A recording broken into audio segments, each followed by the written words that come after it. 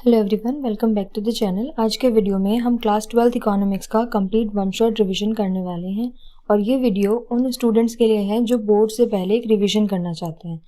इस वीडियो में हम कवर करेंगे national income, money banking, determination of income and employment, government budget, balance of payment, foreign exchange. सारे important concepts, formulas और exam tips आपको एक ही वीडियो में मिलेंगे। So without any further delay शुरू करते हैं। सबसे पहले समझते हैं नेशनल इनकम क्या होता है। तो नेशनल इनकम का मतलब होता है एक साल में किसी कंट्री में प्रोड्यूस होने वाले फाइनल गुड्स और सर्विसेज की टोटल वैल्यू। यहाँ दो इंपॉर्टेंट वर्ड्स हैं, फाइनल गुड्स और सर्विसेज। तो फाइनल गुड्स जो डायरेक्टली कंजम्पशन के लिए यूज़ होते हैं और सर्विसेज जैसे teaching, banking, transport. National income को मेजर करने के लिए कुछ इंपॉर्टेंट एग्रीगेट्स यूज़ किए जाते हैं जैसे GDP, gross domestic product, GNP, gross national product, NDP, net domestic product और NNP, net national product. Board exams में अक्सर जीडीपी और जीएनपी के डिफरेंस को पूछा जाता है। अब बात करते हैं जीडीपी के फॉर्मूले की। तो GDP at market price calculate करने का फॉर्मूला होता है GDP is equal to C plus I G plus minus X minus M. यहाँ पर जो C है वो है कंजम्पशन एक्सपेंडिचर, I है इन्वेस्टमेंट एक्सपेंडिचर, G है गवर्नमेंट एक्सपेंडिचर और X माइनस M है नेट एक्सपोर्ट्स, यानी कि एक्सपोर्ट माइनस इंपोर्ट। अगर एक्सपोर्ट इंपोर्ट से ज़्यादा है तो जीडीपी इंक्रीज होता है और अगर इंपोर्ट ज़्यादा हो जाए तो जीडीपी नेगेटिव हो जाता है।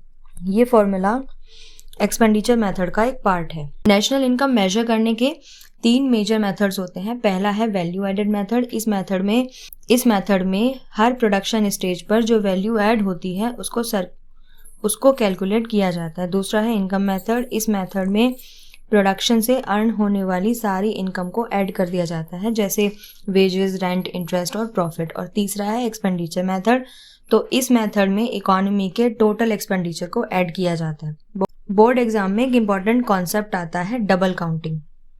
अगर इंटरमीडिएट गुड्स को इंक्लूड कर लिया जाए तो वैल्यू 2 बार काउंट हो सकती है, इसीलिए सिर्फ फाइनल गुड्स को इंक्लूड किया जाता है। अब हम बात करते हैं मनी की। तो मनी का सिंपल मीनिंग होता है anything which is generally accepted as a medium of exchange.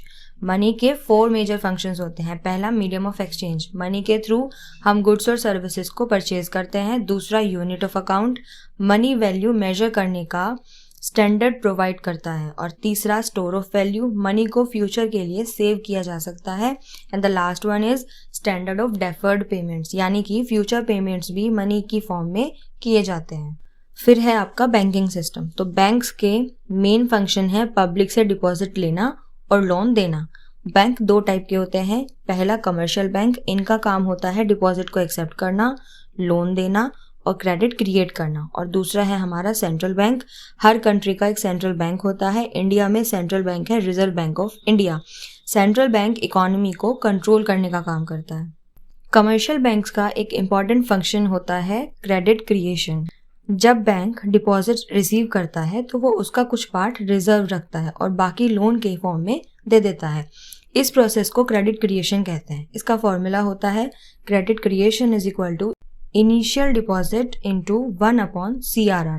CRR का मतलब कैश रिजर्व रेशो और CRR वो परसेंटेज होता है जो बैंक्स को सेंट्रल बैंक के पास रिजर्व रखना पड़ता है। अब हम आते हैं इनकम और एम्प्लॉयमेंट डिटर्मिनेशन पर। इस कॉन्सेप्ट को एक्सप्लेन किया था इकोनॉमिस्ट जॉन मेनर्ड कीन्स ने।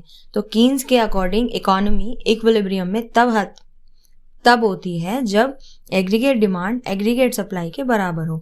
अगर डिमांड सप्लाई से कम हो जाए तो अनएम्प्लॉयमेंट क्रिएट हो जाता है, लेकिन गवर्नमेंट पॉलिसीज के थ्रू डिमांड को बढ़ाया जा सकता है। कंजम्पशन फंक्शन, कंजम्पशन और इनकम के रिलेशनशिप को कंजम्पशन फंक्शन कहते हैं। इसका फॉर्मूला होता है C is equal to A plus BY। C मतलब कंजम्पशन, Y मतलब इनकम, A मतलब ऑटोनॉमस कंजम्पशन और B यानी कि marginal propensity to consume. Autonomous consumption वो कंजम्पशन होता है जो इनकम 0 होने पर भी किया जाता है और MPC बताता है कि इनकम इंक्रीज होने पर कंजम्पशन कितना बढ़ेगा।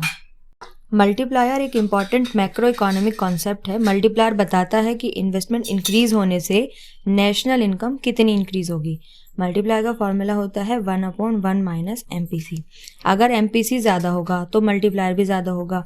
ये कॉन्सेप्ट इकोनॉमिक ग्रोथ समझने के लिए बहुत इंपॉर्टेंट। अब आते हैं गवर्नमेंट बजट पर। तो बजट गवर्नमेंट का एनुअल फाइनेंशियल स्टेटमेंट होता है जिसमें एक्सपेक्टेड रेवेन्यू और एक्सपेक्टेड एक्सपेंडिचर को दिखाया जाता है। गवर्नमेंट बजट का यूज़ इकोनॉमिक डेवलपमेंट और वेलफेयर प्रोग्राम्स के लिए किया जाता है। बजट में 3 मेजर डेफिसिट्स होते हैं। पहला रेवेन्यू डेफिसिट, जब रेवेन्यू एक्सपेंडिचर रेवेन्यू रिसीप्ट्स से ज़्यादा हो। दूसरा है फिस्कल डेफिसिट, तो fiscal deficit is equal to total expenditure minus total receipts exclude borrowings. ये गवर्नमेंट की बोरोइंग रिक्वायरमेंट बताता है। और तीसरा है प्राइमरी डेफिसिट, तो primary deficit is equal to fiscal deficit minus interest payment. Balance of payments, जिसे शॉर्ट में BOP कहते हैं, तो BOP एक रिकॉर्ड होता है जिसमें कंट्री के बाकी वर्ल्ड के साथ सारे इकोनॉमिक ट्रांजैक्शंस को रिकॉर्ड किया जाता है। इसमें इंक्लूड होता है एक्सपोर्ट्स, इंपोर्ट्स, इन्वेस्टमेंट्स, लोन और रेमिटेंसेस। BOP इंटरनेशनल ट्रेड को एनालाइज करने में हेल्प करता है। BOP के 2 मेजर अकाउंट्स होते हैं। पहला करंट अकाउंट, इसमें रिकॉर्ड किया जाता है एक्सपोर्ट्स और इंपोर्ट्स ऑफ गुड्स। दूसरा सर्विसेज और तीसरा इनकम ट्रांसफ़र। और दूसरा अकाउंट है हमारा कैपिटल, इसमें रिकॉर्ड किया जाता है फॉरेन इन्वेस्टमेंट्स को, लोन को और कैपिटल ट्रांसफर्स को। फॉरेन एक्सचेंज, तो इसका मतलब होता है एक कंट्री की करेंसी को दूसरी कंट्री की करेंसी में एक्सचेंज करना। एक्सचेंज रेट वो प्राइस होता है जिसमें एक करेंसी दूसरी करेंसी के टर्म्स में एक्सप्रेस होती है।